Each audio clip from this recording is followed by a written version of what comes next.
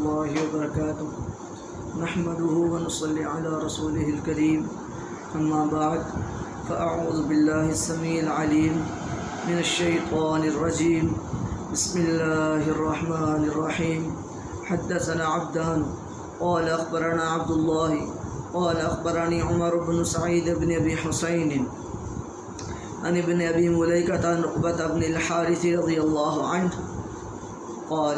رأيت أبا بكر وحمل الحسن وهو يقول بأبي شبيه بالنبي صلى الله عليه وسلم ليس شبيه بعلي رواه البخاری فی کتاب مناقب۔ رسول اللہ صلی اللہ علیہ وسلم کے پیارے صحابی سیدنا حضرت عقبہ بن حارث رضی اللہ تعالی عنہ فرماتے ہیں کہ ایک مرتبہ میں نے سیدنا صدیق اکبر رضی اللہ تعالی عنہ کو دیکھا۔ انہوں نے حضرت حسن رضی اللہ تعالی عنہ کو اپنے کندھے پر اٹھایا اور حضرت حسن رضی اللہ تعالی عنہ کو فرما رہے تھے، کہتے ہیں میرے ماں باپ تجھ پر قربان ہوں، اور سامنے ہی حضرت علی رضی اللہ تعالیٰ عنہ کھڑے تھے۔ تو صدیق اکبر رضی اللہ تعالیٰ عنہ نے حضرت علی سے مخاطب ہو کر فرمایا، اے علی،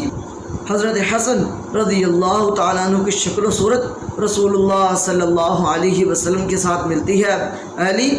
آپ سے نہیں۔ تو حضرت علی رضی اللہ تعالیٰ عنہ نے اس بات کو سن کر غصہ نہیں کیا بلکہ مسکرا دیے۔ میرے بھائیوں، اس حدیث سے پتہ چلتا ہے کہ حضرت رسول اللہ صلی اللہ علیہ وسلم کے پیارے صحابی سیدنا صدیق اکبر رضی اللہ تعالیٰ عنہ کی حضرت علی کے ساتھ اور دیگر صحابہ کرام رضوان اللہ علیہم اجمعین اور اہل بیت کے ساتھ محبت کا میرے بھائیوں غور فرمانا کہ حضرت صدیق اکبر رضی اللہ تعالیٰ عنہ نے حضرت حسن کے بارے میں رسول اللہ صلی اللہ علیہ وسلم کے چہرے کی تشبیہ دی کہ حضرت حسن کی جو شکل و صورت ہے وہ رسول اللہ صلی اللہ علیہ وسلم کے ساتھ ملتی ہے، علی آپ سے نہیں۔ حضرت علی رضی اللہ تعالیٰ عنہ نے غصہ نہیں کیا،